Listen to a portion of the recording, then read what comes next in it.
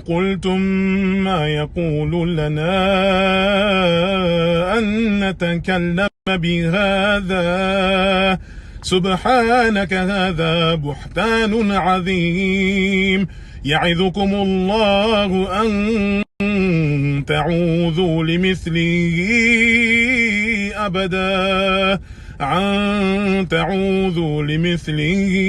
أبدا إن كنتم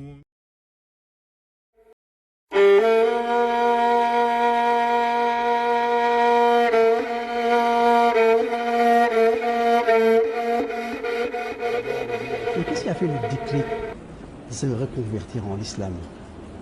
Alors, honnêtement, je parlais beaucoup avec Barak Adama. Barak Adama. Ouais, je parlais énormément avec lui, avec Lefa et Barak Adama. Tous les soirs, on parlait, il m'expliquait l'islam. Ça a commencé comme ça. Tous les soirs, on se voyait, on discutait pendant de longs mois. Et un jour, un matin, il était 11h du matin comme ça, je vais chez Adama, comme tout le temps j'allais chez lui, je mangeais le petit déjeuner, etc. Tout le temps j'étais chez lui. Il y avait son père à côté. Et je suis venu chez lui un matin, il était devant son ordinateur. Je suis arrivé, je me suis posé. Et je lui ai dit, je crois que je suis prêt, ça y est. Ah ouais? Ouais. Je lui ai dit, je crois que je suis prêt. Il était étonné, il n'a rien dit. Il a dit, attends, je mets mes chaussures, on y va. On est allé à la mosquée. Il y a un imam sénégalais d'ailleurs qui m'a converti. Ça s'est passé comme ça. Eh ben, c'est fort.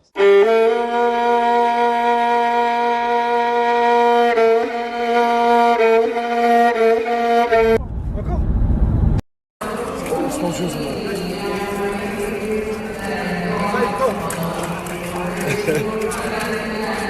Ouais, ouais, mais. Ouais, mais. Ouais, mais. On voit du ouais, mais.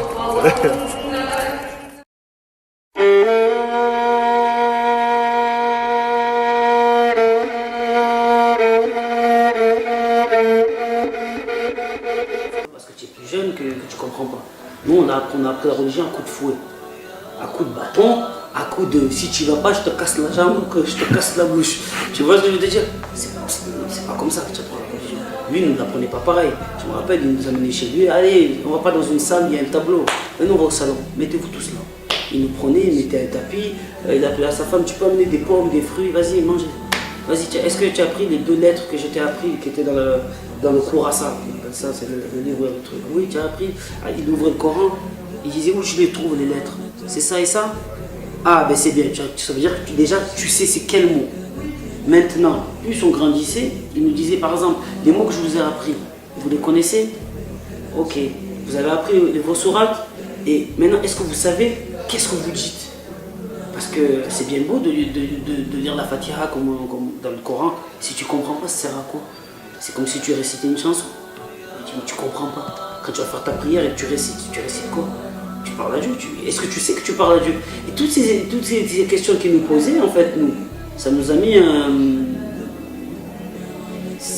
morale, ça nous a mis une intelligence, et ça nous a appris à faire la différence de beaucoup de choses. Vous savez, déjà on n'allait pas là-bas en se disant putain, je me sens pas d'y aller comme quand on allait à l'école.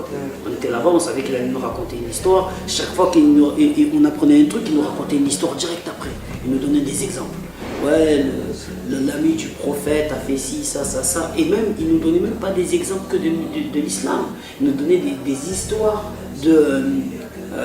juives, des histoires catholiques, pour que justement on puisse voir que souvent c'est les mêmes histoires, c'est juste les noms qui ont changé, ou des fois c'est un peu dévié parce que les gens l'ont dévié. Ouais, les interprétations sont différentes, et le temps a fait son. Mais le fait de nous dire ça, justement, le côté interprétation, ça nous a fait raisonner. Il nous a dit la question la plus importante: si tu crois en Dieu, il faut que tu le crois pour de vrai. Il ne faut pas que tu crois. Ça veut dire que, je vais te donner un meilleur exemple. Si tu fais le ramadan, il faut que tu le fais pour de vrai. Ça veut dire que ça n'existe pas le ramadan. Tu fais le ramadan et après le soir tu te pillaves. Ça n'existe pas. Tu fais le ramadan, tu fais pas la prière, c'est pas le ramadan. Mais il faut le faire avec le cœur.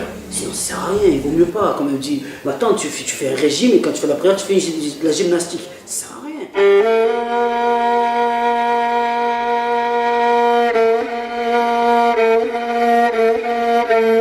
Ma famille au Sénégal est musulmane.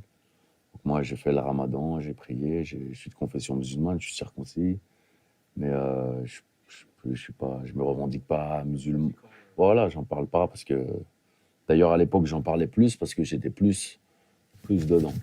Tu vois, je faisais des efforts, j'essayais de. La prière du vendredi, le ramadan, etc.